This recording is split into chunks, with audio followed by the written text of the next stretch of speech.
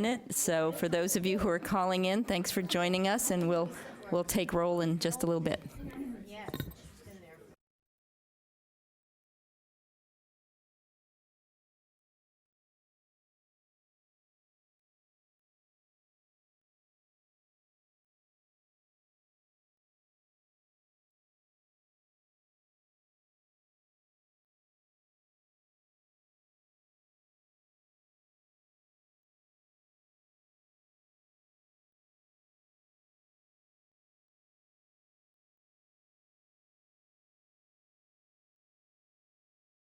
I am going to go ahead and call our third meeting of the NSRP work group to order. Again, we really appreciate your time this morning, and it's good to see everyone on a beautiful day in Austin. I hope it's beautiful in your hometown, but if not, I hope you can stay for lunch in beautiful Austin. So what we're going to do first is consider the minutes from the past two meetings. You may recall that in the last meeting, you requested some changes to the October minutes. All of you have received those revised minutes. Do we have approval for the October minutes? Any changes or requests on October? Okay. Does everyone approve the October minutes? Great. No nays, so the October minutes are approved. Was there a nay or a question for someone joining on the phone? Oh, okay. Oh, okay. October minutes are approved. So our most recent meeting, you had a chance to look at those minutes, I hope. Any questions about those minutes? Callers online, any questions? Okay, the most recent meeting, which was January, those minutes are also accepted or approved. Perfect. Great. So what we'll do next is we are going to call roll. I'm going to defer to my friend and colleague, Dr. Eklund, to do that. Mr. David Young, who is also helping coordinate these meetings, is one of our callers this morning. So Dr. Eklund will do that since she's here in person. Thanks, Ginger. Okay, Gail Acuna said she wouldn't be coming. I just wanted to check and be sure. She wasn't able to be with us. Julie Arteaga, and please excuse my pronunciations if I've got them wrong. She was going to call in from Navarro. Julie, are you with us on the phone? Okay, Tracy Cooper. I'm here. Julie Davis. Marla Urban Rosamen. I got that right? Okay. And this one, this is a no. Nancy Farrenwald is going to call in. I'm here. Welcome, thank you. Janice Hooper. Stephen Johnson, I have not seen. Deborah Jones. Here. Linda Lane. Pamela Lauer. Here. Beth Merwin. Here. Jonas New. Here. Brenda Nichols was going to call in. Beverly Skloss. Here. Catherine Tart. I'm here. Okay, and this is the harder one. Poldy Search. Poldy Church. Church, by thank phone. you. Thank you for helping. And Tatsuya is, I believe I saw here. Yes. Welcome. Sally Williams. Here by phone. Wonderful. Linda Yoder. Here. Good. Cindy Zolnirik is Here. here. Okay, that's not her. And then David Young was going to call in, make sure he's on the line. David, were you able to join I'm here. us? Thank Yes, you. I'm here. Thank you. And I'm going to go back to those who were going to call in because I heard some people come in. So Julie Arteaga. I'm here now. Wonderful. And then I think we had Brenda Nichols. Okay. Thank you. Thank you all for joining us. Yes. Oh, Nina. And there you are. Okay, thank you. Yep, you were hiding, grouped in a different spot. Okay, thanks. Thank you, Julie. Just a reminder on some logistics. So this meeting is being webcast. So while we're certainly able to hear each other in the room, for those who are watching from home and your colleagues that are joining by phone, they cannot hear you unless we use our microphones. So please remember to do that. You push the little button, and when the light turns red, your mic is hot. People can hear you. And then to turn it off if you don't want to be heard, just push the button again, and when the light goes out, your mic is no longer hot. So thank you for that. It's just a courtesy for those watching online. All right, so next we want to talk about, as we move through the agenda, we're going to... This is Oh, yes. David. Hi, David. David Young. If I can interrupt for a moment, I am watching online, but all I'm getting is the screen without the actual video feed. So if our folks in the control room could help with that, we'd appreciate it. Yes, please, folks in the control room, come check with us if there's any issues, so that we can help. And also, those of you calling in, please give us a periodic update to let us know if the video feed is working. Thank you for bringing that up, David. So, so the third item on our agenda is to discuss ways of improving the state's efforts to address nursing shortages. We tried to get a little bit of a head start on that third item by sending you a very brief one-question survey. Was sent out this week, yesterday. So thank you all who took the time to respond to the survey. But we recognize that it was a very it was a quick way to gauge what you were thinking and to help you also know what we were hearing in the meetings. So we kind of took a quick survey of what we were hearing you talk about as the major issues with NSRP. We put them in a list. We asked you to rank order those challenges in the ways, what would you address first kind of thinking. But because it was so quick, we want to take a moment and pause on that so that you can think about that question again now that you've had time to think about the challenges and what we've identified in the meetings. So you'll see in front of you the survey again, because we heard from most of you, but not from all of you. So what we would like to do is to think about this question one more time for just 10 minutes. Just take 10 minutes to look at this again and And I did want to add, one of the concerns that was raised was that there might have been a few additional pieces. We really tried to use your words and give some examples of the conversations we were having around those areas in terms of the examples for some solutions we included after some of the challenges, just to sort of spark your memory in terms of the conversation. But I think there were some concerns that there might have been a few things that were left off, or particularly did we need to, for example, break out capacity into two different issues. So we wanted to give everyone this opportunity before we sort of go through the process of ranking it again, to add anything they think should have been on here, because we wanted to be really clear that people were comfortable with how this was represented. Again, we tried to use your feedback, your comments, but we wanted to be sure about that, and that's why we thought we'd have everyone kind of do it again. I'm glad you all had a chance to see it. You've thought about it. Most of you probably go through the same way, but we did want to give you that opportunity. So is there, yes? Well, point of clarification, the nursing loan repayment program is a Yes. totally separate It is. separate issue and separate funding And that came up in a lot of the discussion, and I think maybe it makes sense in terms of something people could talk about and think about in the broader issue, but maybe it makes sense in terms of thinking about the challenges of this program to cross that off. Would people agree? Because it is kind of an anomaly here. Okay, good comment. And that one is 1, 2, 3, 4. That's 5 down.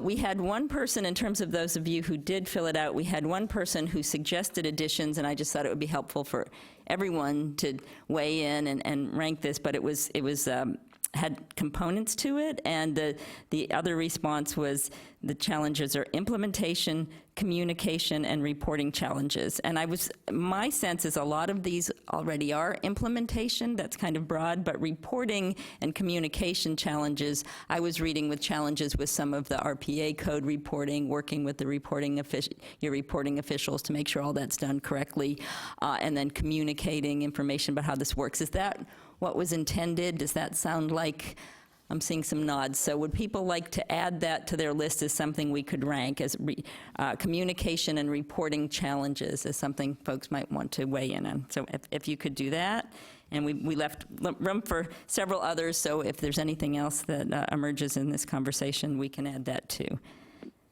Okay, and yes? I had the statement that many nurses are not from Texas. When this program was first introduced, the over/under 70, it didn't differentiate. It did differentiate, it had to be Texas schools. It did not differentiate if the students were Texas residents.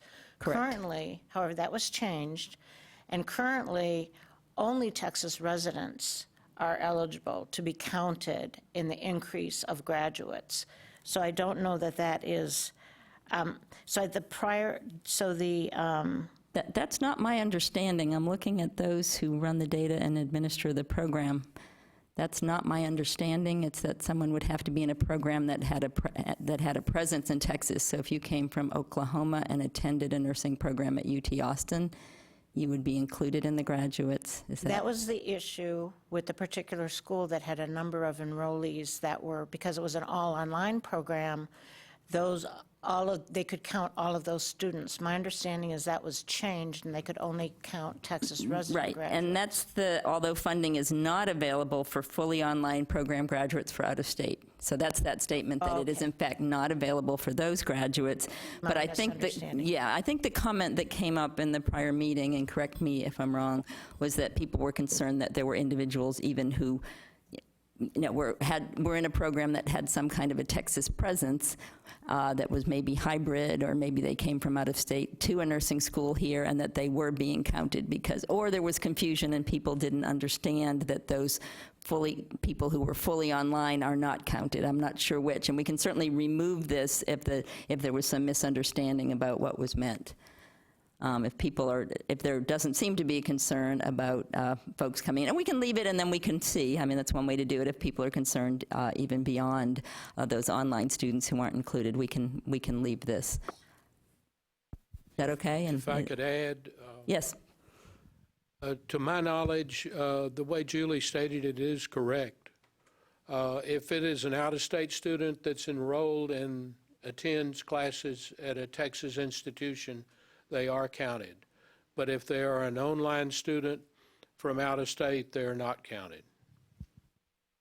Thank you for that clarification. Okay. All right, well, we'll leave it for now, and I think now people fully understand it. Was there an interest in breaking out the capacity challenge into 2 buckets? Because I think we heard capacity tied to and tied to clinical, and perhaps that would be the next item, but I think there was also some question if capacity is too broad to just express it this way. So that would be, we're happy to break it out if there are concerns. Okay. I think, Yes. I think when I looked at capacity, I did think about, whether it was faculty related, because we don't talk about that in the options. So I think it would be important to at least clarify what things are considered with capacity. At least Okay. provide those in parens around that. So we could have capacity and then in parens faculty for that top item when you rank that. And then do we want to have a capacity in terms of issues with students or space? How about capacity space? Which is different than Yeah. clinical space. Yes. Yeah. And I think the lack of clinical spaces, would you consider that the sort of clinical space capacity issue? So we've got that. But for the second other at the bottom, then let's add capacity and put in parens. Would it be just pretty much space or space and equipment, or do you think? I'm sorry? Just facilities, yeah. That's a little broader than space, okay. Well, the faculty, so what we have now, just everyone's got it, the first capacity that's very top on the list would be faculty. Then we have lack of clinical spaces that's already there next, and we realize that's a capacity issue. And then the second other on the bottom, if everyone could just write in capacity, and then in parens or dash facilities. So that way, we're really being a little more specific on that very broad issue. One more that I, as I read through it and as I thought more about it was, we talked a lot, it was talked a lot in the last two meetings about the need for well, I guess this could kind of fit with capacity, but I was thinking a type of over 70 program that included funding for increase in graduate enrollments. I know we capture it in the regular program, but not necessarily, we capture it as graduations, but not necessarily are there funding available for increasing the enrollment in our graduate programs, which then leads to faculty. So whether that's a whole separate issue or whether that's included with the capacity of faculty. But I at least want it to be known that I think we do need to consider whether we need additional funding to help that supply. So we do have, if you look at, it's right smack in the middle of the item, selecting the correct degree level populations for inclusion. Do you think that would represent your comment? That, Okay, that yeah. will do it. Thank you. Oh, you're welcome. We tried to get the issues, all of them we thought had emerged, but again, that's why we wanted to have one more opportunity. Anything else before we give you 5 minutes to just go back through, hopefully because everyone saw this yesterday, they had a little chance to think about it, and I know many of you responded. So if there's nothing else, and we do have someone waiting in the wings that after you complete this, we're going to go ahead, I'm going to present some data, and he's going to do some quick tabulations. He's got a spreadsheet with formulas ready, so we're able to see what this looks like. So if you could go ahead and just by hand rank order, you can just go through 8 if you'd like. Julie, I have Yes. 2 clarification Sure. Oh, questions. please. I'm sorry. Please, that's why we're doing And this. yes, and it's with the nurses, not from Texas. So Okay. Is that undergraduate and graduate? Does that include both? I'm looking to Mr. Buchanan. I would say what I stated applies to both. Yeah. Okay, just asking for that clarification. And then the second clarification is we also have universities who are not from Texas. Are they receiving that funding? No. This Okay, I'm just making sure. This asking for that program is clarification. just for the institutions in Texas. As many of you are probably aware, and I know Dr. Johnson isn't here today, but there is interest on the part of some of the career institutions for being part of this as well. So we have some representation there on this group to think about that. But right now, it's pretty specific in terms of who's eligible. We have our nonprofits, our ICUT institutions, our 2-year, our 4-year, our HRIs, and there are some programs at hospitals, and I'm not sure specifically how we classify those, but there are a couple of those that are included as well that have nursing schools that are nonprofit, is my understanding. So I think when we met with the deans and directors, and I don't know who, did anybody from the coordinating board present? No. But when we do talk about it, we just talk about it in kind of a full measure. So maybe we should always say something that there are limitations to who can apply. I'm just, because then it starts getting You want to put confusing. that in as a challenge, just Yeah, because just that as might be maybe- something that, let's add that then, and at the second to last other Because I heard about limitations. people talking about, well, how do I apply, and should I be applying? And so it becomes if you're not eligible, you can just forget you're listening to this conversation, right? Yeah, So, That's a good point. So that's certainly maybe a that's in the challenge for many. communication piece. I don't know. Yeah, no, but Okay. that's certainly a challenge for many institutions. So Thank you. Thank you. we'll Could I definitely just add add, that. could I add something? Sure. Jan Hooper from the Board of Nursing. As I look through these, and you can see there's so many issues in nursing education, but we really need to keep coming back to the focus of, will working in this area help to produce more new nurses for Texas? That's the main issue.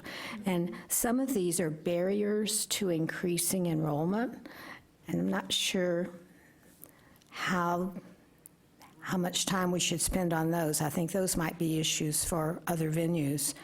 That's what as I look at it again and hearing the conversation, I'm thinking we really need to focus on the shortage of nurses and how the money can be used to grow new nurses.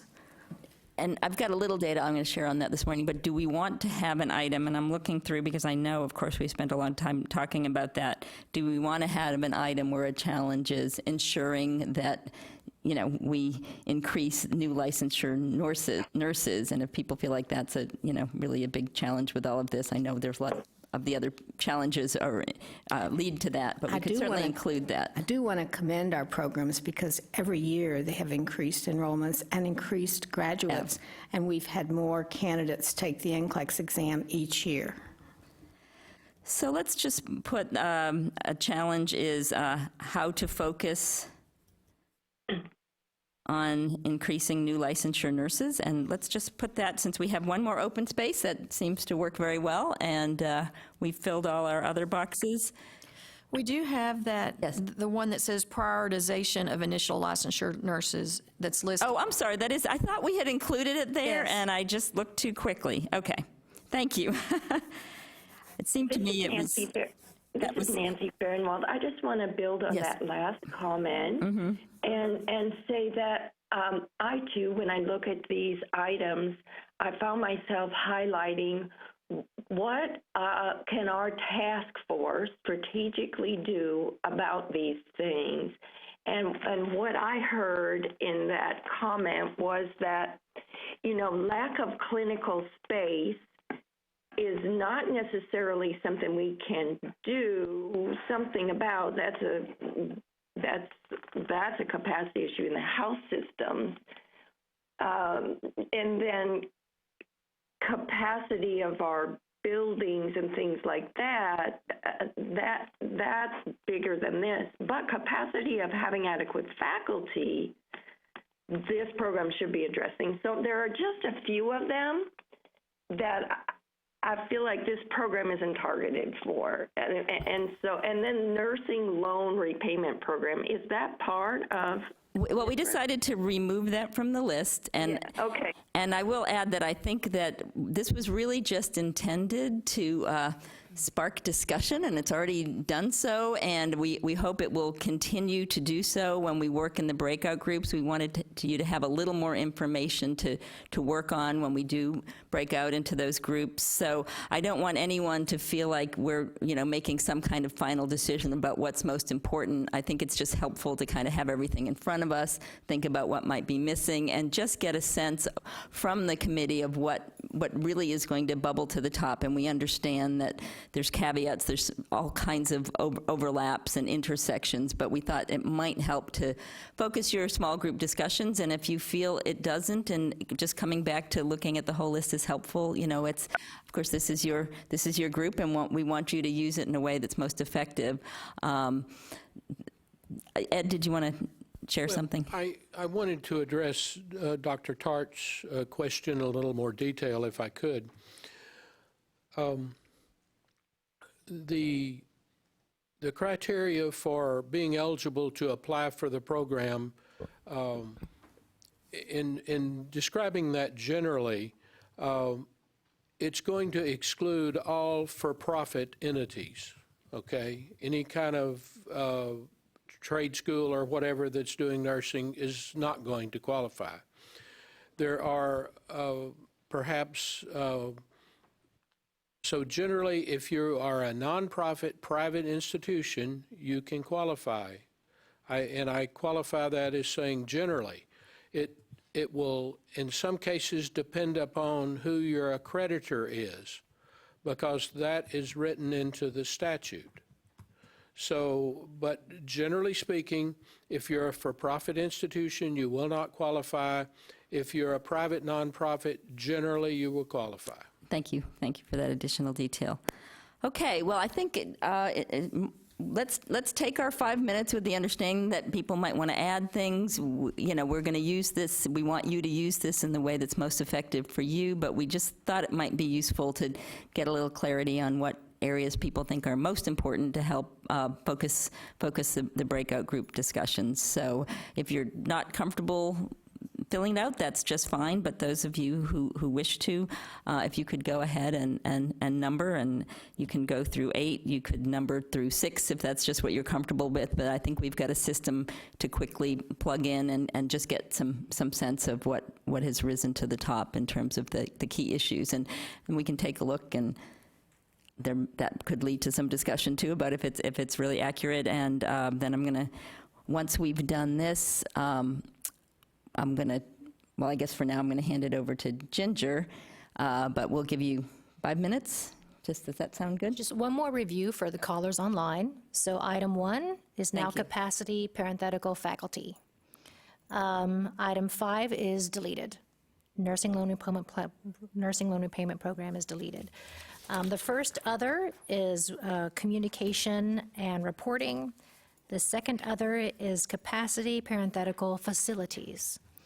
The third other is understanding limitations on who can apply. And as Julie stated, we were culling the challenges we heard in the meetings from our notes and from the minutes of the meeting. This is truly just a guide discussion, so a reminder of what we've all talked about so far. It's great, the idea that maybe some of these are not where we should focus, so don't rank them high. And let that guide your thinking. Okay, great. And now we will for sure stop for 5 minutes. And this is David Young. For those folks who are calling in, we did email the survey form to you in an Excel spreadsheet. So if you would fill that out, and if you would email that to me, I would appreciate it. My email address is david.young, Y-O-U-N-G, at thecb.state.tx.us. Again, that's david.young at thecb.state.tx.us. And it's actually up on the screen for those who are listening at home, David, so they've got your email handy dandy right at the bottom of what they're seeing on their computers.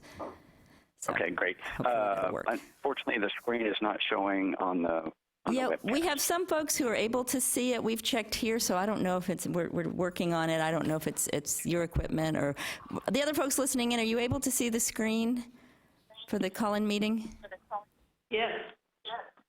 Yes, this is Colby. I will say I haven't received the email yet, so we'll just come along as best we can.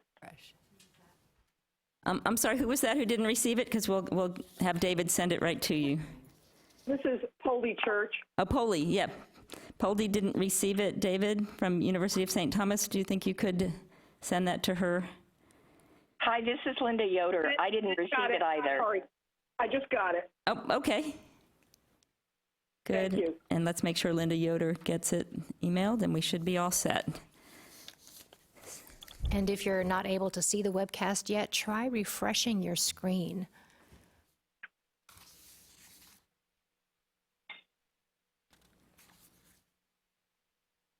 I'm sorry, did you say Linda Yoder didn't receive the survey? That's correct. That's correct. Okay, we'll get it to you.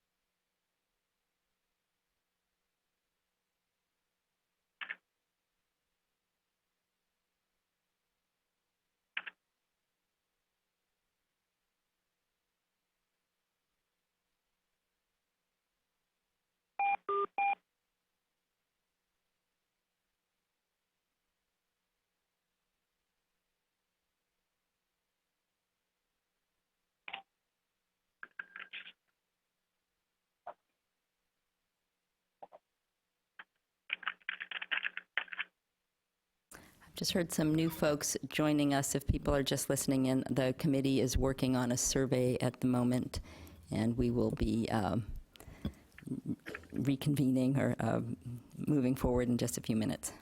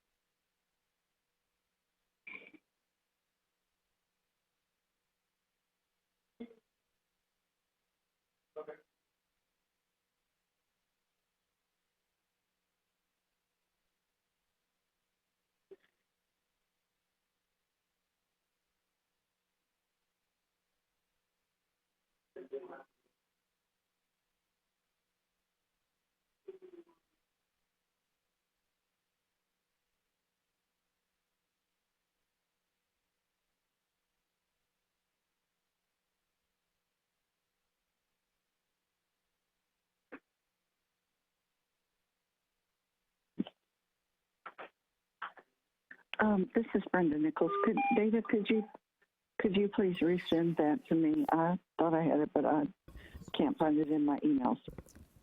Sure. And who is this speaking? Brenda Nichols at lamar.edu. Sure. I'll send that right to you. Thank you, sir. Sure.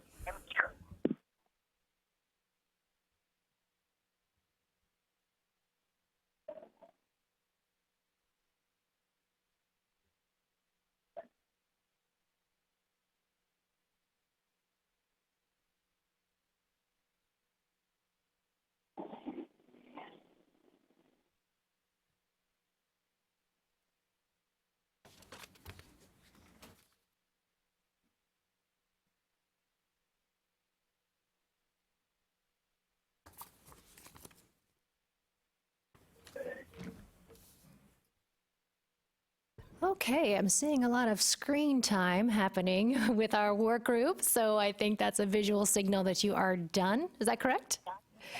Callers, do you need more time ranking? Okay, great. If you will return your survey to David, we're going to collect your surveys here, and then we will move on to a data presentation from Dr. Julie Eklund. Actually, Julie, what you? Maybe I should be the collector. Okay, Julie will be the collector.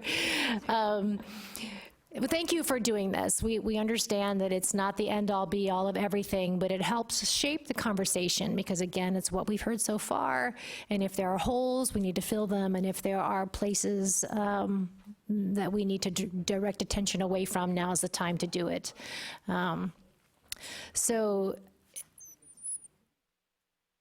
Thank you, Gordon, for tabulating those results. Makes it sound like we're running a contest. We're going to tabulate the judges have submitted their scores. No, so we're going to get Julie's data presentation. You did receive some of these data in your packets prior to the meeting, but what we'd like to do is take a few moments to walk through because I know some of these are data points that you have been interested in. So, Julie, I'll hand it over to you. I think I'm ready. Thank you. And I'm actually going to be walking through the material that I think everyone has received, and we've got it up on the screen, or hopefully we can get it up on the screen now for those of you who are watching and listening in.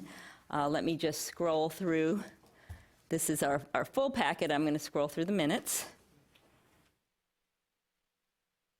The first document, and this is all data that you requested that we share at the last meeting. We don't have nearly as much as our prior meeting, but we wanted to make sure we got this to you. Someone had asked at the last meeting, because we provided a lot of information about nursing outcomes in terms of wages, where we were finding people in industry, that type of thing. They wanted to know the methodology that was used. And so Dr. Chelsea Moore, who's actually just slipped in, I noticed a moment ago, is with us again. She helped with this information, and she provided a methodology so that you can read through and have a little context for that data that we shared last time. So I don't know if there's any questions about that. I'm happy to answer them or have her answer them. And then we also asked her to rerun some information in a format that you thought would be more helpful. So this table might remind you of the information that we went through the last time. It's basically, for this particular one, we're looking at our community and technical colleges and just looking at our associate degree earners. I think we had some other groups included the last time. So this is the employment by industry and where we're finding folks who have those associate degrees in nursing from the community and technical colleges, so the RNs, and we, as you can see, the general medical and surgical hospitals lead the list, but if you can work your way through, a lot of them are working in fields that you would expect are related. This does look a little different than the list that we looked at for our RNs that were coming out, for our BSNs, our RNs who had the bachelor's. So that is included here. And then the next bit of information, you all were kind of trying to determine why we'd seen that drop in terms of our nursing graduates, because we'd been looking over time, and there definitely was a flattening out that happened for a few years there. And someone asked, well, is this related or connected to, sort of a dearth of new programs in that time? Can you help us understand a little better by disaggregating the programs, what was happening? So here we have information about new programs and ongoing programs and where those enrollments were. And as you can see, the growth is not tied just to new programs. So I think we had some folks who wanted to know, hey, is the growth new programs? Is it that it was flat and then we've had a lot of new programs and that's made a difference? But you can see here what was new, what was discontinued, and sort of where we were overall. And again, you can see kind of 14, 15, a little bit of flattening out, and then it starts to pick up again, 16 and beyond. And then we did provide, in fact, I've got some PowerPoints for this. We also, and this is something Ed Buchanan did for us that I think was very helpful because we didn't realize this, we looked at the information by sector. So here's the state totals. You can kind of see you've got a build-up, then you've got a little bit of slowing in here, 13 to 15, and then you see we're starting to see a build-up again, and we wanted to try to understand what was happening there. Again, folks were thinking maybe there weren't new programs at that time, and then we added new programs. And when we looked, we saw that for universities, it's a pretty steady increase. If you looked for independents, we do see a little flattening there, but it's a little bit later in the process.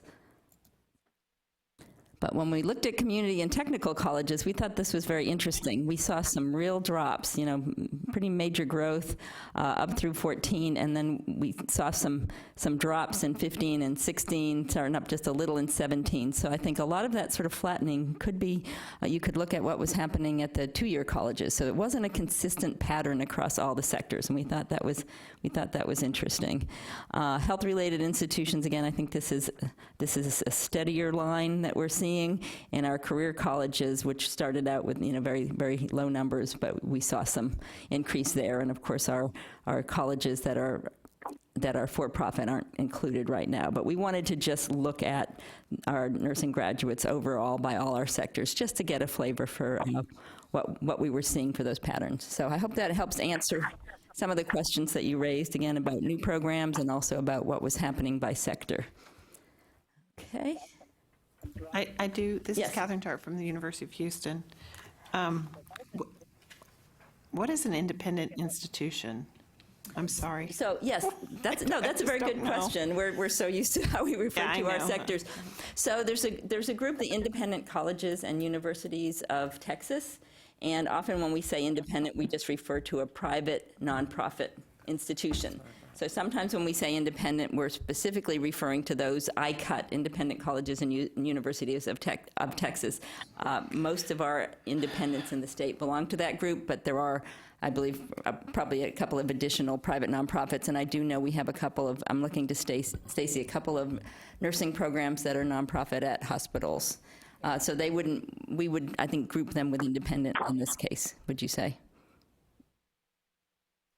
How we collected, I think they would be included, yes, in the independent, is my understanding, and I can.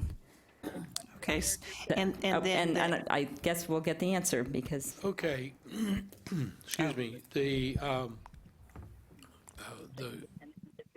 those schools are classified as in the career sector? Okay, so those couple that aren't in ICUT schools were in there, okay. Covenant Health System is in the Okay. career sector. But now there's a bunch of other institutions in the career sector that are for profit, so.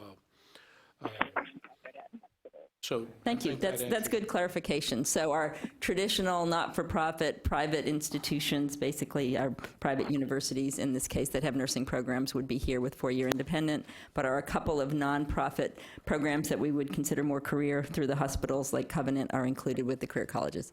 Good. Thank you. And then the health-related, those are the health science centers? Mm-hmm. Yes, Okay, so making that's sure. our health science centers around And the state. so,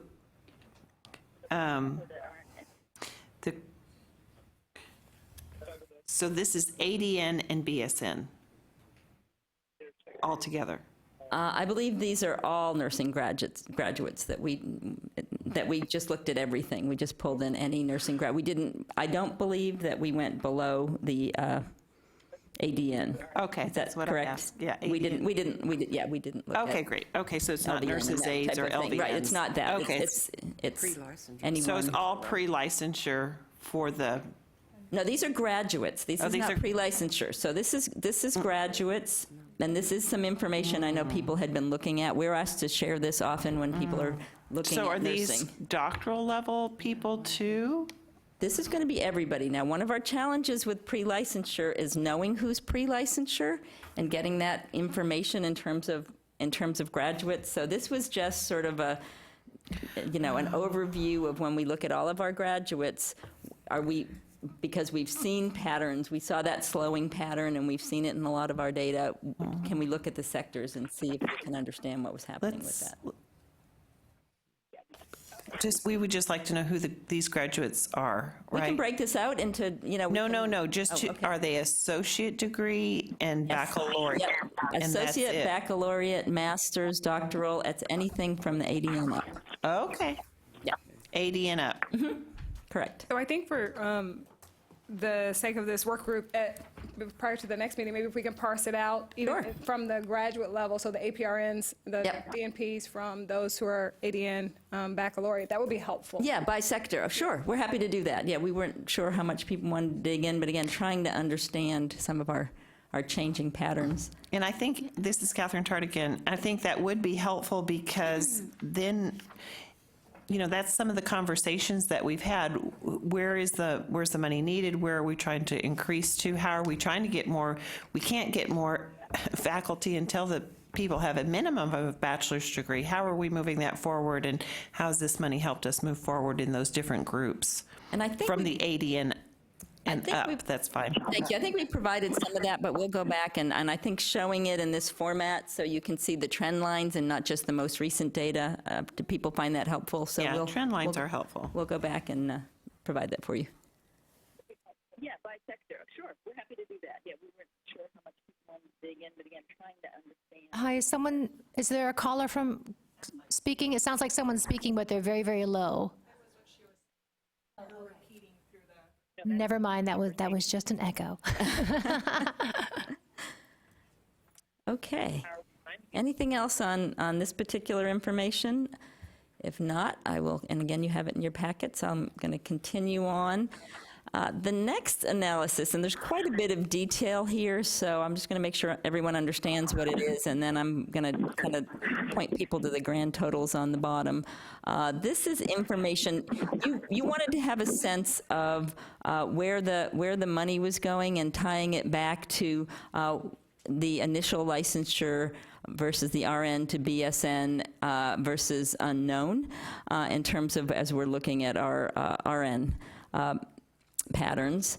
And so, and I'll refer to Ed if we need some assistance here. He kindly put all of this together for us. So what we see is it starts with the community colleges, and it's focused on the different programs. So I'm sorry, it's focused on the regular program because that was sort of the interest. We know that over 70 and under 70 do focus on our initial licensure and enrollments and graduates. So this is information that basically looks at who is being counted in the program, where the money was going, and you can see for here, well, this is initial for our community colleges. We aren't seeing RN to BSN yet. That's something that will start coming in for those groups. So you can see their dollars are going towards initial, but then when we start to look at our universities, our state universities, we've got the categories for the initial, then the RN to BSN, and then the unknown. And you'll see that there's a lot that's unknown because we collect RPA codes to make determinations for our over and under 70 program and our grad rates, but we just count graduates in terms of our regular program, and so we do not always know if it's an initial licensure nurse who graduated. Now, in many cases, we've gotten RPA codes for initial licensure because there are dollars tied to that, but we didn't want to speculate at this point in terms of what that unknown looks like. All of you would understand at your institutions kind of how you report how that works, so you might have some sense. So where we ended up in bottom line, and this is this information is all other than community colleges. You can see we were at initial 32%, RN to BSN 10%, and unknown 58%. So we have a very large unknown there for everyone but community colleges. But then if we go to the bottom and we look at we've got some grand totals here, and I want to make sure I fully understand this. I believe this grand total at the very bottom includes all the programs. Is that correct, Ed? When we look at the 59% that we're finding initial, about 10% RN, BSN, and 31% unknown. That's all of the programs. Okay, I think you have a list there for 2 years, and they're totaled separately. Oh, okay, okay. So basically, this spreadsheet was just intended to provide by institution some information on what we know at this point about initial licensure, RN to BSN, and then of course we've got some graduates that at this point in terms of the data that we've collected and needed thus far for the program, we've got some unknowns in terms of whether they were initial or not. And the unknowns were actually quite high when we looked at it, and I think you might remember Ed from a prior meeting trying to explain that we don't fully know at this point with the data that we have. So something to think about moving forward, certainly in terms of the information we have, how the program is structured. Have I characterized that appropriately? And this might be something that takes a little while for people to digest, and we're happy to answer any questions either later today if you need information. But again, the community colleges are pretty straightforward because we're pretty much seeing initial licensure at this point. Yes, Dr. Zolnarek, yeah. So, and I'm trying to wrap my head around this. But yeah, it's a lot. Fiscal year 2019, the percentages in the different buckets are considerably different than the percentages in the buckets for fiscal year 2020. Can you tell us what page you're looking at? I'm looking at, has 22 at the bottom, where it's 59.3% for initial, 9.6 for RN to BSN, and 31% unknown, versus for 19, it's kind of flipped. The largest bucket is unknown, and this, is 58%, as opposed with initial being 31.2%. That's on page 20. Oh, okay, so if we look at page... they're very different. I just wondered if there's... You're right, they are. That's a very good question. Ed? I'd like to try to address that. The reason for that difference is you have two different program years with a different mix of institutions. So that is partly the reason for the change. But I would say even sometimes if you take an institution laterally through time, those numbers will vary.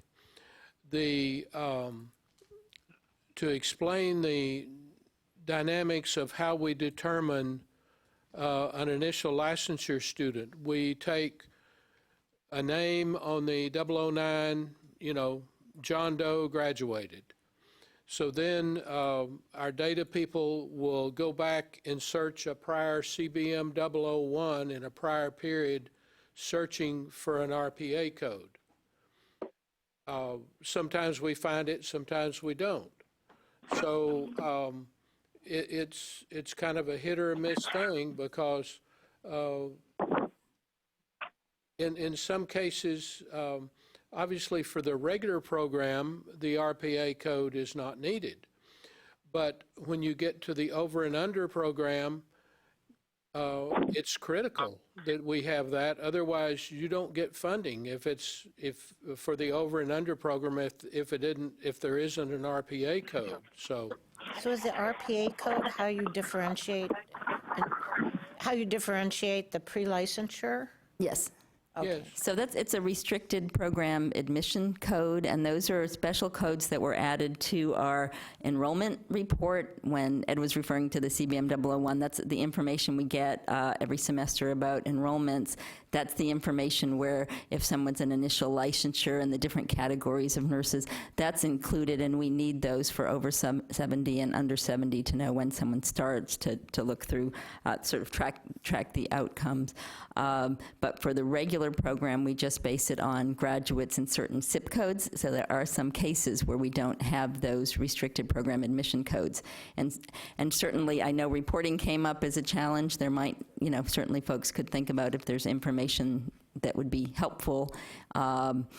It's certainly not just for this type of understanding what's going on, because it's a long process to introduce new coding and think about that. But certainly if you're thinking about making suggestions for how the program might work, there are ways to consider getting additional information.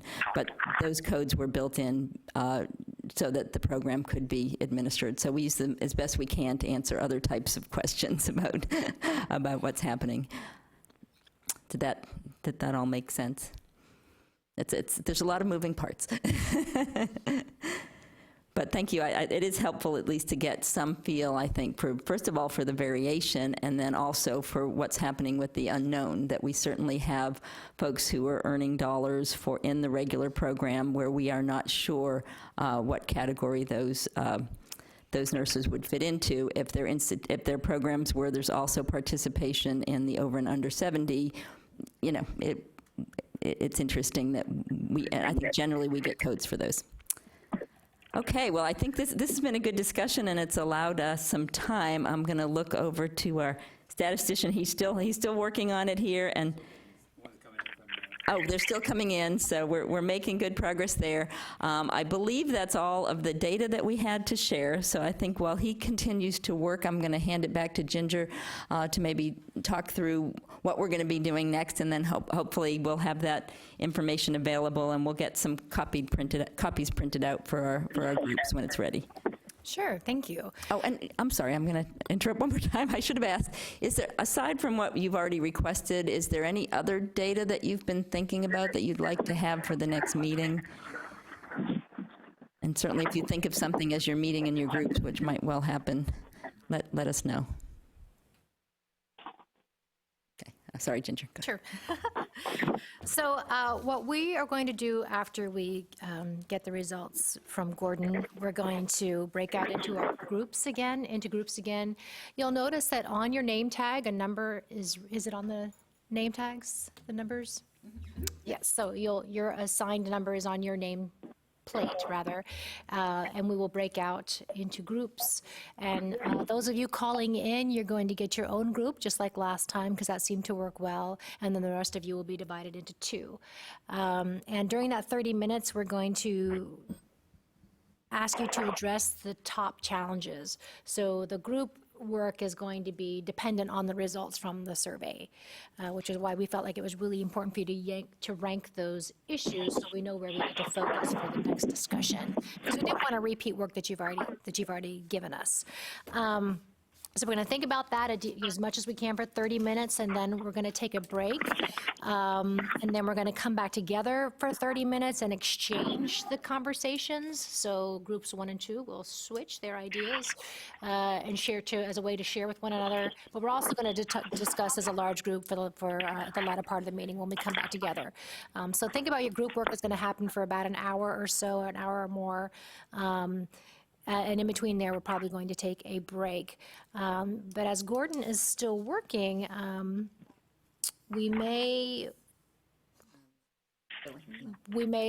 does anyone feel the need for a break right now as we wait for Gordon? Okay. And I'm going to make one clarification to kind of, and I think, again, this is your group and your work, and we want to make sure that you're able to use the breakout time and how you think it works best. But one other thing we thought we would try to do after we sort of spend half an hour talking about the challenges. Oh, okay. Oh, you want to wait to get to the results in terms of thinking about the piece that, okay, in terms of building it. Okay, got it.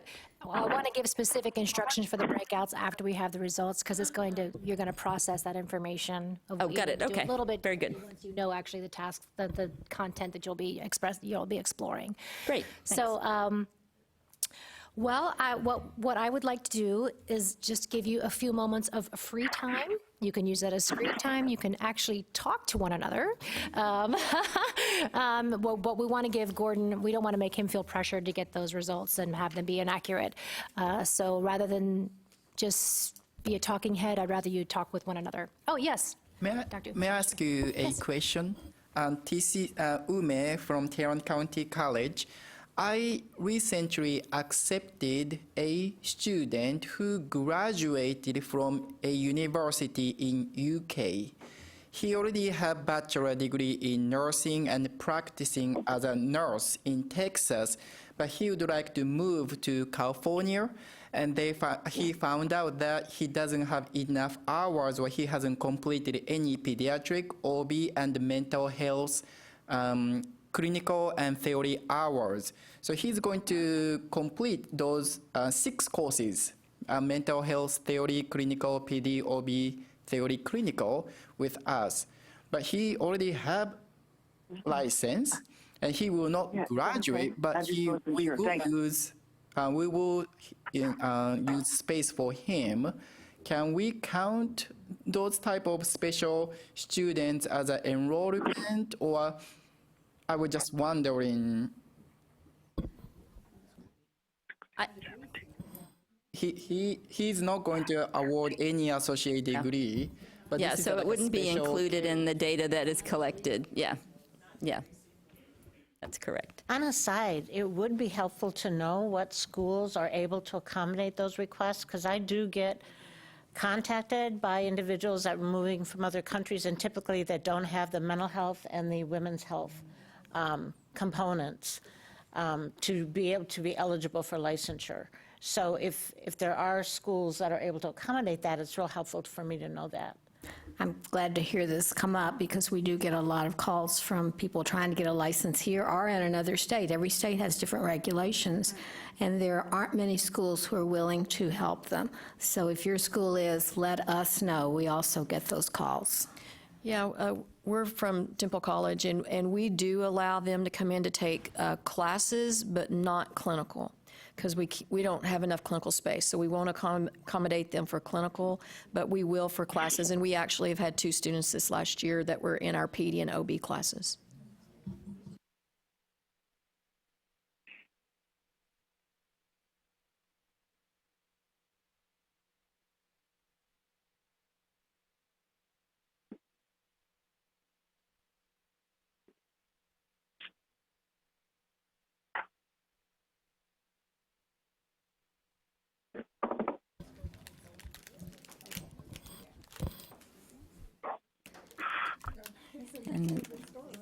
It was looking like we're very, very close here, so they were doing a double check, make sure we get everything correct, and then I could probably go out and read out the results, and we can get them on the flash drive. Okay, yeah, and we'll make copies for everyone too.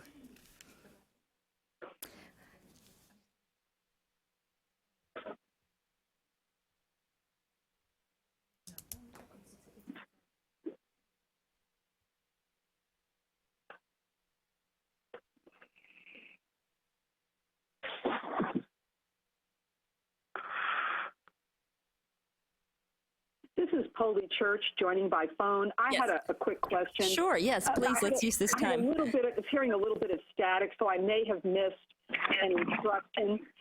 Will you cue us when it's time for those of us on the phone to step out of the primary phone call and call the breakout session? Yes, we will definitely do that, and we've provided everyone with the numbers. So what we did at the last meeting is those people calling in, we stayed in this room, but we found it was not the easiest setting, so we've set up in a smaller room to have a conference call, and we have included some people who are here.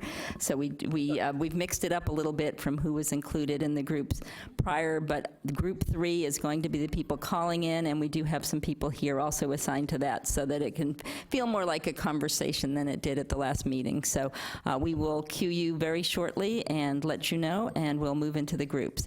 And so I'm going to, hopefully we're very close. We've got a discussion going here, and if we don't have it, I think we'll just move to breaking out. So just a moment.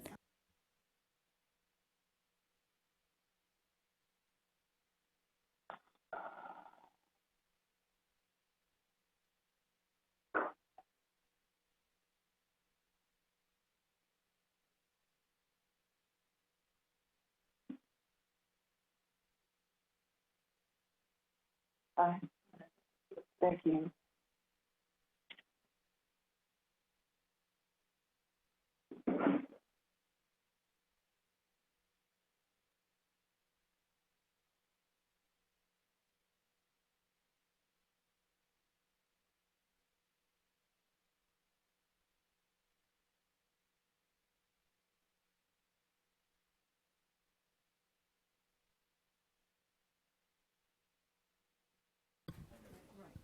Oh, we've got it. Okay, so now we've just got to get it in the system, and we should be good to go.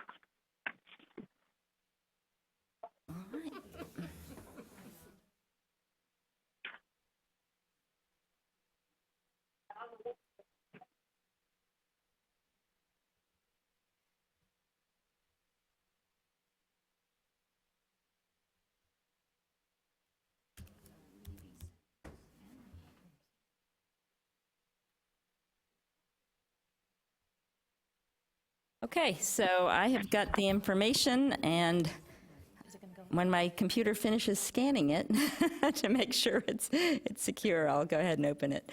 And then we'll put it on a flash drive, but I do have as soon as it goes through our...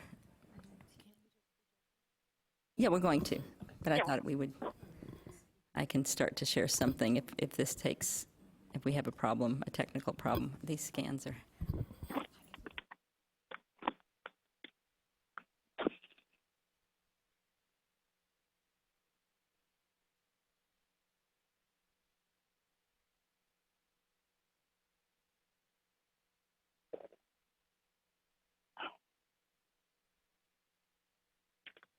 while we wait for the file to process, I just want a reminder to any of you watching from home, all the materials we've talked about and shown you here are posted on the event site, and we will likely post these results on the event site too.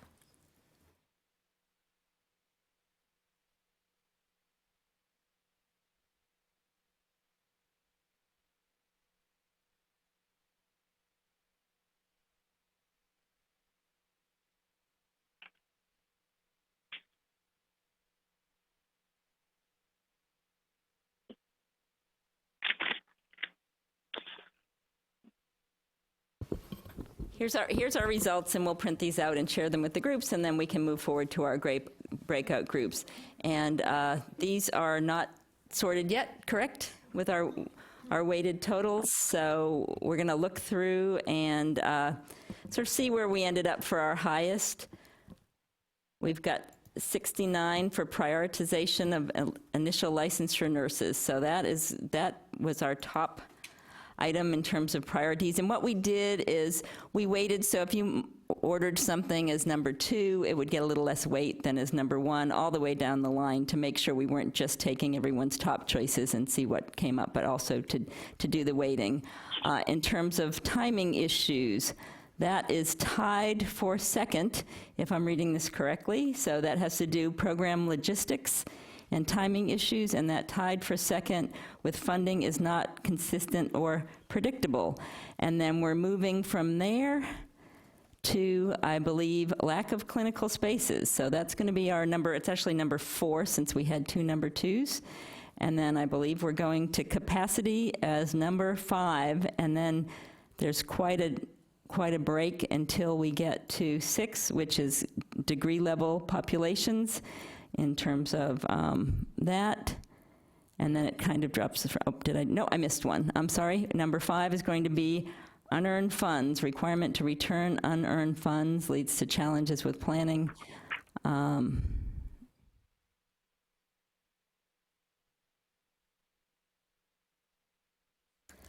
so there we go. So I think that gives us through 7, and we'll go ahead and sort them before we print them out and share them, but that gives us our totals. Okay. For those of us on the phone, could you just repeat those, since we won't have the printout? I will, and we'll make sure we email it to you as well. So number 1 is prioritization of initial licensure nurses. And then we had a tie at 66 for number 2. 1 is timing issues involving program logistics. So planning and budget challenges, hiring challenges, et cetera, tied to the timing. Also tied for, and I'm sorry, that was number 2. Number 3, at just 1 number below, trying to do this quickly, is funding is not consistent or predictable, difficult to hire faculty with one-time money, et cetera. Number 4 is lack of clinical spaces. Number 5 is capacity in terms of faculty. And then number 6 is requirement to return unearned funds leads to caution about spending and planning. Number 7 has to do with selecting the correct degree level. I think I've got that correct. And number 8 is capacity in terms of facilities. And then it drops from there in terms of the weighting. There's actually some pretty big gaps when we move into complexity, student diversity, reporting and communication, nurses not from Texas. So those are our results. Thank you for your patience. As we did this, we'll provide them to everyone in the groups. And I'm going to turn it over to Ginger now for just some final comments before we move.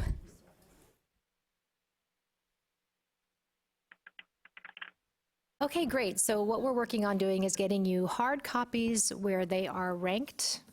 They're sorted by rank, so you can see the top 5 to 7 for your discussion. What we would like you to do as you break out into your teams is to think about those top 5 challenges. And during this first 30 minutes, we're asking your group to have a focused discussion of solutions for those top 5 challenges. Now, the first one was about initial licensures and that is one of the direct tasks for the work group, to think about how to increase the number of nurses to address the nursing shortage. But again, we want you to think wholly on solutions during this first 30 minutes. So what that means is that we are assuming we are all on the same page in identifying the challenges. That's why we went through the survey. So try to limit any time or not spend any time thinking about what the challenges are, and just focus on the ones that have been identified before you as a group, and think through what are possible solutions. This is sort of a safe space. There's no wrong answers. All ideas are welcome as long as they're framed as ideas towards solutions. Okay, any questions on that for this first 30 minutes? Okay, so those of you who are labeled Group 1, give me a show of hands. You are going to be staying in this room, and you'll go over to the table here so that you don't look like you're being webcast as the only group. So you'll move over here, and Dr. Stacy Silverman will facilitate that conversation. Number 2, raise your hands, please. We are going to go into the room that's called Tejas. It's the same room we were in before. I will be facilitating that conversation. And then those of you who are number 3, you can raise your hands, but I won't see you because you are calling in. Oh, you're number 3. Yes, is there another number 3 in the room? Okay, so you're going to go into this smaller room that's an annex to the Tejas room, and those calling from home are going to hang up and dial into a different number to participate in that conversation, and Dr. Julie Eklund will be facilitating that conversation. So let's break for those rooms, not a break, but just walk to your room, walk to your table, and we're going to have a great discussion for 30 minutes, and then we're going to take a break. But let's break now for 30 minutes for your groups. Okay, good. And I'm going to leave this up. I'm just going to hide the columns, and then we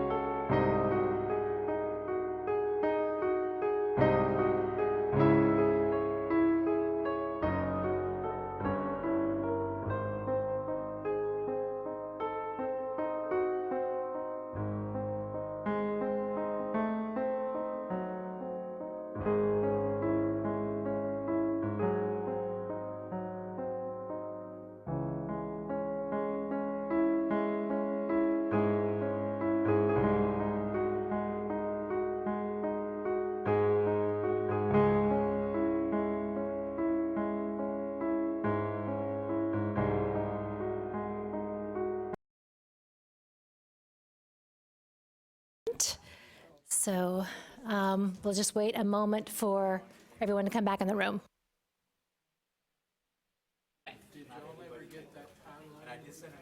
Those of you on the phone, we're coming back into the main room. Okay. Oops, I'm gonna mute. Whoops, oh no, I think I just hung up. Did I just hang up? I did. Okay, I'll fix the number. So you pass these out Okay. to folks that didn't get them? Yep, if we could, sorry about that, I just thought it was the. I think it doesn't, so why don't we just back and,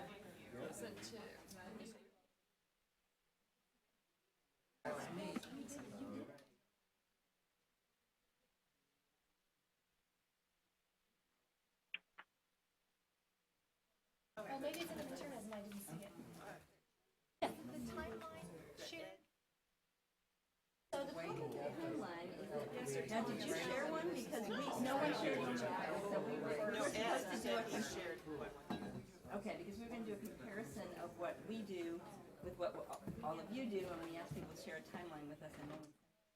We have ours, but we don't have everybody else. But we didn't have everyone else's, and that was the plan, was to share it. Okay, no, that's okay. Well, we can do that for the next, I think we can.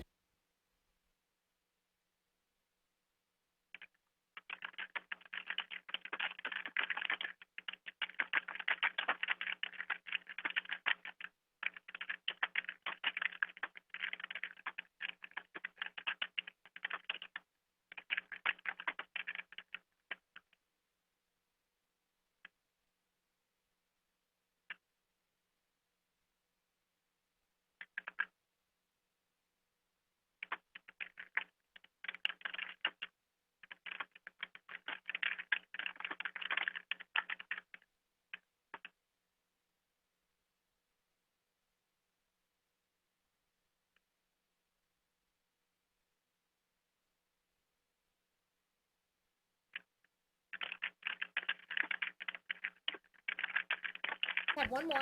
Up. We're waiting for one more. One more person? Yeah. Oh. Well, we can, I think. Okay, so we said on our agenda that we would wrap up around 12:30, so we want to be very respectful of your time so that you can go out and have that beautiful lunch in beautiful Austin, Texas. So we are going to, once again, break out in our groups for 30 minutes. So let me just stress 30 minutes. The conversations I know you had in your group were rich and very productive, but we do need to try to maximize our time. This is going to be, we want you to think creatively. We want you to feel like you can throw out any idea, but please frame it in the way of a solution. And that will help save time too. So for this next 30 minutes, here's what we would like you to do. We'd like you to think about a program design. What would you do? How would you think through building a program that would include the solutions you talked about in the first 30 minutes? So think about maybe those first 30 minutes, those ideas, or all of those are puzzle pieces. How would you fit them together as a program? And think about that in the next 30 minutes. Then we'll come back together and share our ideas. Yes? By program, do you mean a funding program or do you mean a nursing program? You tell us.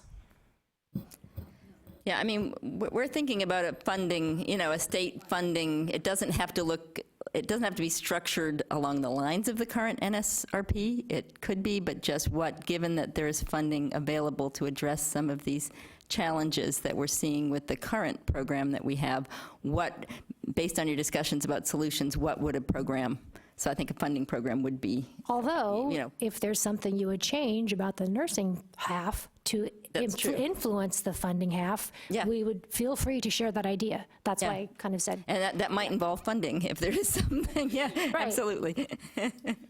Okay, so your facilitators have a little bit more they can share about that, and we have some tools to help you think through this. So let's get back in our groups. Thank you. Yep, and we're going to ask for those of you for the breakout groups, if they want to go ahead again and call in. We'll continue our discussion, working with our whiteboard in the Tejas Annex. Thanks.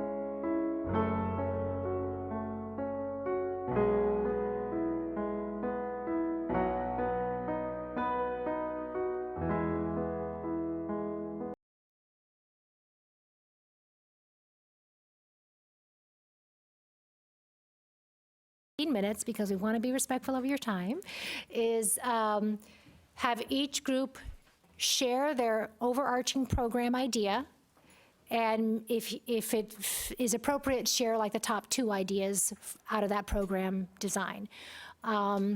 Each group will get roughly 3 to 4 minutes, because we have a little bit of wrap-up things we need to do before you all leave us today. Stacy, are you reporting for your group, or is someone else going to report? Someone else is reporting. Oh, Marla is reporting? So if you, yes, if you would please make sure your mic is on and share the larger idea, and if you want 2 or 3 specifics out of there. You're talking about our last The group last session. 30 minutes, not 30 seconds, the last 30 minutes, yeah. Okay. Yeah.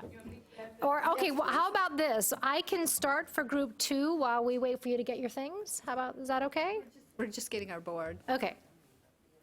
But you can go to group 2. Yes, sure. So group 2, and I'm sharing, I apologize because I forgot to assign someone else to share. This group really wanted to focus on teacher or faculty recruitment and retention as their program, as the overarching theme of the design. And fleshed out a lot of great ideas on how to do that. The ones that stood out to me as being someone not familiar necessarily with this field is really focusing on incentives to attract teachers and faculty. Things like tax breaks, specific loans, specific scholarships, specific forgiveness, but also retaining them in terms of specific salary benefits. Like, for example, someone mentioned in Virginia, their governor said automatically, if you become one of our faculty, part of our faculty, you get a 10% increase above what your institution would normally offer you. And while that may be challenging to implement because it came from such a high level of leadership in Virginia, it was effective. So that was, I thought, a very interesting idea. The other thing, as a recruitment tool, I think you're able to offer faculty, full-time faculty, that their children will go to your institution for free. But extending that not just to the students of those, or the children of those of faculty, but to the faculty themselves. So those were some ideas that really struck me as excellent tools that we might be able to build into a design to recruit and retain faculty, because the retention is a really important piece of this conversation, because their faculty are not being paid market value relative to going to work as nurses. If we can match that and sustain that market value, that would really help resolve the issue. So, given everything else, pretending that everything else in the world worked perfectly, that was going to be our program design. Was that group 1, group 2, sorry, is that? And they can't be unfunded mandates. No, it has to be. And they cannot be on the backs of students. So it would, that would, all of this, where the funding would come from. Right, our program would become ultimately statutorily mandated. That's how we would make sure that it actually happened. Yes, now going ahead, Marla, would you like to share group 1? Group 1. First of all, it's that we wanted to take the 3 programs and just have one. It's like that was, if we're looking at what we have now, have one pot of money, and that no givebacks. It's like you earn the money and able to use, so you're able to use that money. That it's not just you don't sit there and be afraid to use it. So it would be annual funding versus looking at those 2 years and doing the projections and everything. Okay, so I said one pot of funding, and then that we really looked at perhaps weighting different factors. So, because we know the legislature is going to be looking for some type of measurable outcome, right? They're not going to just take our qualitative data necessarily, they want quantitative. So if we looked at weighting, like for increasing initial licensure, if that was one of the largest weights, and then we looked at increasing pass rates, retaining faculty, and that you build in maintenance. So if you're maintaining those students and maintaining that quality over time, that would be one way to use this money. You know, we talked about quality improvement, professional development, incentives for faculty hires, just like you're saying. And let's see. I think that's about it. Does anybody have anything else from Group 1 that I missed? Okay, yes, thank you. Group 3. And I guess Beverly and I compared notes, and she's going to let me provide the feedback, but she'll jump in if she needs to. And hopefully we've got our group back on the call. We also had, I think it was a fairly concrete discussion, that we had sort of one outside the box idea. But our program, what we talked about was something that would be 2 years combined. So you're not looking at anything year to year. So you're finding out that, no, this year you didn't do as well as the last. But the approach would be that you'd have a 3, 4, or 5 year rolling average, and you would fund up front. But having that rolling average and the fact that it's over 2 years, and it's not 2 years sort of intermittent with some pieces you're looking at every year, but over 2 years with that average, the funding up front would have a lot more, there'd be a lot more stability, and so it would be a lot easier in terms of keeping faculty and understanding what's going to happen with the money. It would have a clear and transparent timeline that would be simplified, and we would work to think about ways to simplify it, such as having maybe some kind of a different reporting cycle, because if you get graduates once a year and that comes at a time when it's sort of after the funding cycle, that's not as effective. So think about how can you create a timeline that's really clear, transparent, and allows schools to really plan. So again, kind of aligning that and maybe adjusting some reporting. We also talked about weighting initial licensure. So we did have a similar conversation about weighting. One idea was to have just a smaller pot of money that's for RN to BSN. And some of the understanding of the importance for that was that from that group, sometimes you get your faculty and your people going beyond there. So maybe there's some value to having that, but definitely everyone agreed there should be more weighting. There should be more emphasis on the initial licensure.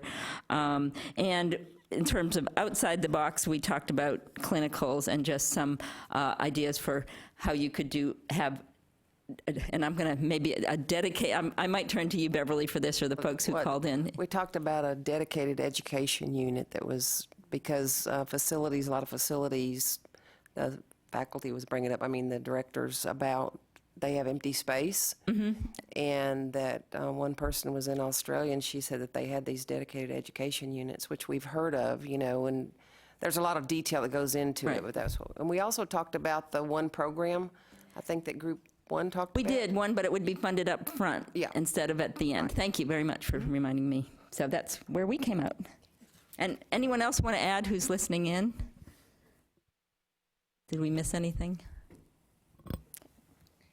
Okay, great. So it sounds like groups 1 and 3 were on a similar page. Group 2, our discussion just evolved into a particular area, but that would fit nicely into a program if we all came together and merged our 3 ideas, I think.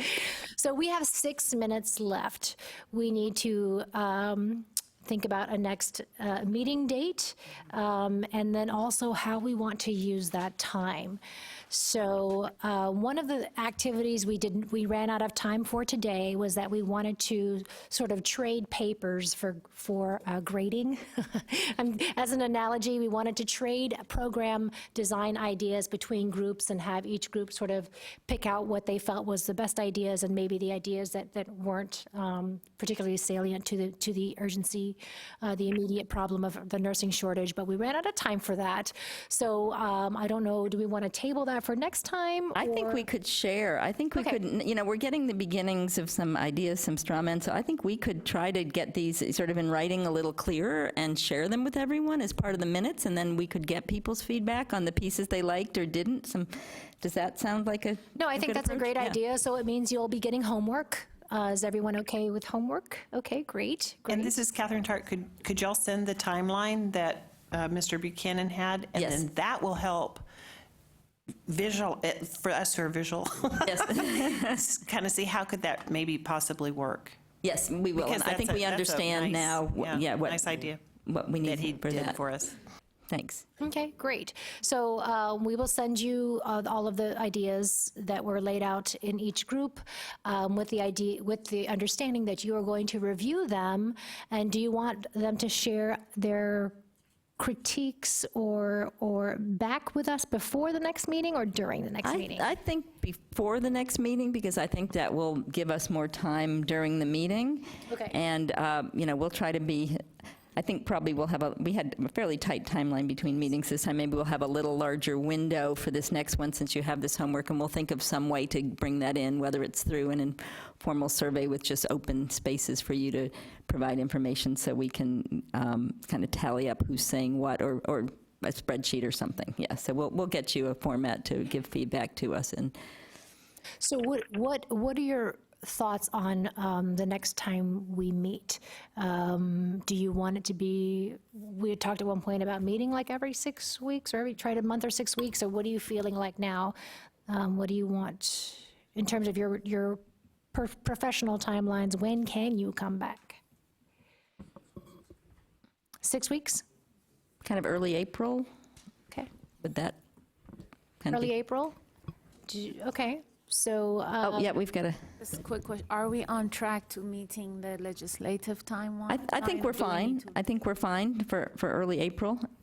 We've got to get something ready for our board for November. In fact, they changed our board meeting schedule, so that actually added a month of time that we have to do this work. So I think we're fine. Okay, great. And I'm going to ask, because one thing we've been planning is to have someone come and talk about what people are doing in other states, kind of have a national expert come and talk about some of that. We're trying to work that out. Would that be helpful to everyone to have that? We weren't able to get it for today, but we'll put that on the agenda. And if we can't get the outside, we can at least, we've been doing some research, so we'll at least be able to share what we've been able to find. Okay, great. Great idea. Okay, so the last meeting, we actually talked about dates during this time, but I don't think we have time to talk about actual dates. So we will figure out a date for early April and send that out and then figure that out by email. We have you're right, we do have 2 minutes. Yep. But the other piece we needed to discuss is, aside from bringing in a national expert last time, do you want the next meeting to be structured like this, where it's 3 hours and we have great group breakouts? Because our earlier meetings were shorter. Okay, so you like the breakouts and you like the 3 hours you're willing to give, so thank you for that. And okay, well, we will use that as a model for the next meeting. Okay, we've got 90 seconds now. So are there any dates in early April we should avoid? That's a good question, yeah. Good question. So you don't want to meet on April Fool's Day. Okay, and so April 1st and 2nd are out. Any other dates that? I think avoiding Good Friday, maybe sometime Probably before we start avoiding getting into. April 10th is Good Friday. And that's the 10th, okay. So Yeah. somewhere in that, we can send out several possible days, maybe. We'll look at Okay. when the boardroom's available and do a doodle poll or some kind of poll. You're out that entire week?